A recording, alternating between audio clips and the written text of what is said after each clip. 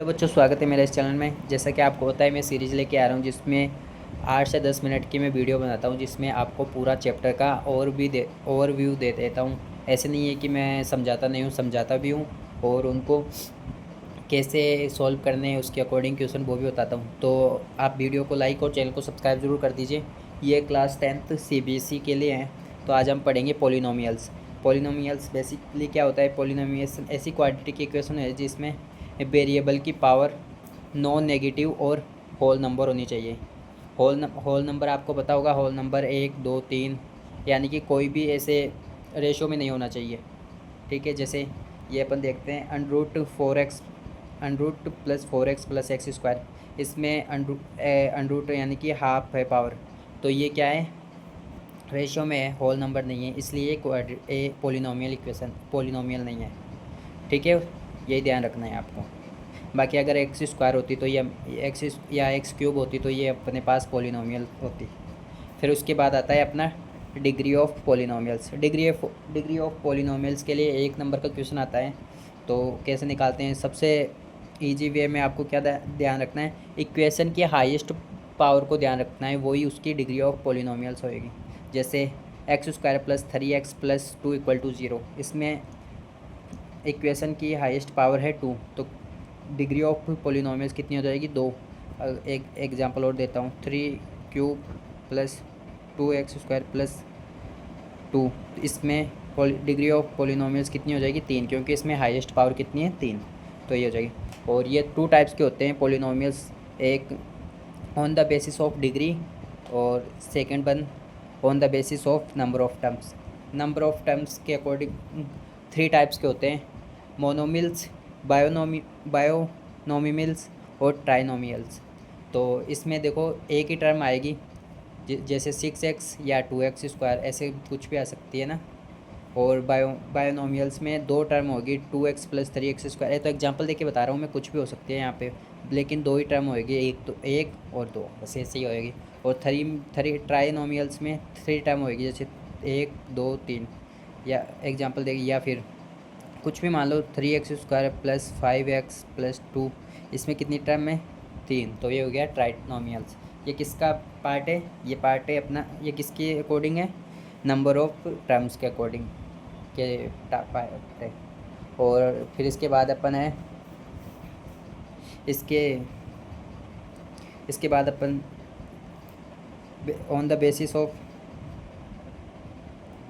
On the basis on the basis of degree, ये भी 3 types के होते हैं।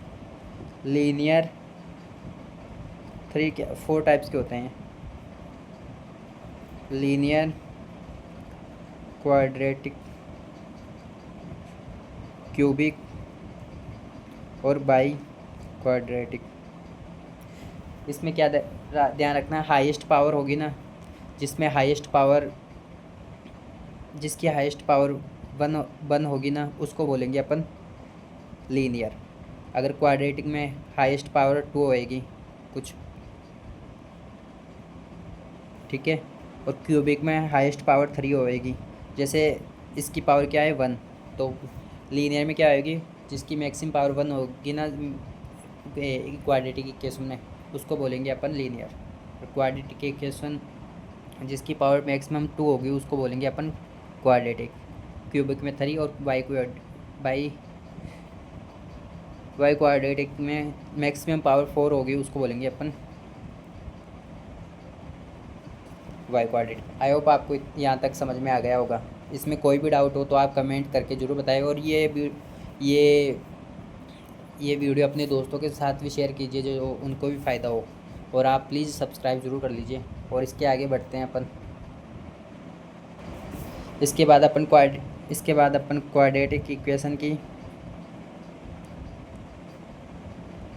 इसके बाद क्वाड्रेटिक इक्वेशन की अपन जनरल फॉर्म पढ़ेंगे। जनरल फॉर्म क्या होती है? X square plus 3x plus C. ठीक है, तो जहाँ पे आपका क्या होना चाहिए? a equal to not equal to 0 होना चाहिए, और a b comma C equal to belong करना चाहिए आर में। आर क्या होता है? Real number. रियल नंबर क्या होता है? माइनस इन्फिनिटी से लेकर प्लस इन्फिनिटी तक। और उसके बाद आपको जैसे ये इक्वेशन दे रखी है, इसके बाद अपन को दो जीरोज़ फाइंड आउट करने होते हैं। जीरोज़ का मतलब उनके रूट फाइंड आउट करने होते हैं। वो कैसे करते हैं, और उनको अगर फिर अपन उसको प्रूफ करेंगे तो वो कैसे करेंगे। देखो अपन जब भी सम ऑफ इनका सम क्या होता है, सम इनके जीरोज़ होते हैं अल्फ़ा कॉमा बीटा। तो वो कैसे निकालते हैं, सम इनका सम होता है सम ऑफ जीरो, वो होगा आपका अल्फ़ा प्लस बीटा। इसको अपन ये होता है माइनस वी अपॉन ए।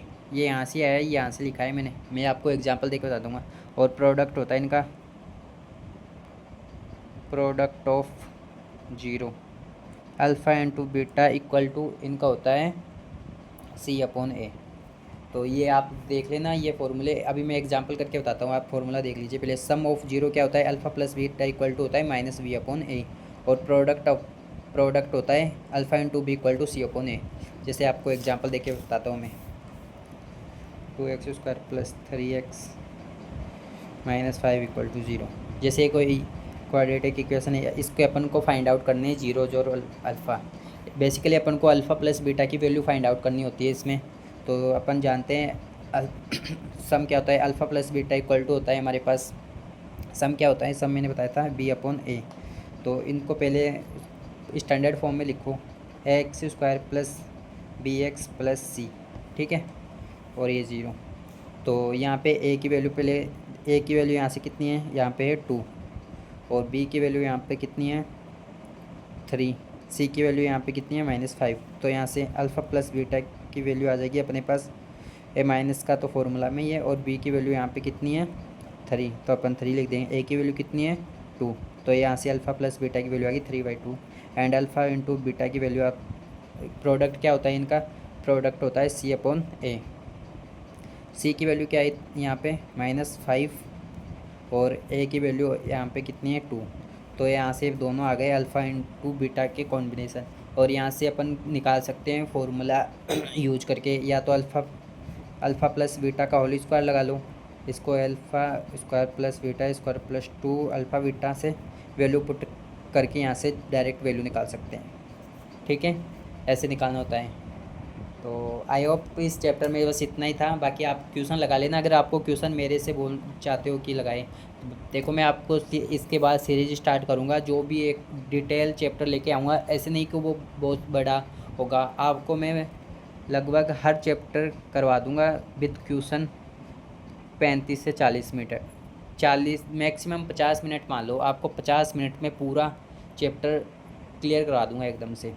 अभी मैं ऑफलाइन पढ़ा रहा हूँ, तो अभी मैं ऑनलाइन स्टार्ट किया है, और ऑफलाइन में पढ़ाने जाता हूँ बच्चों को।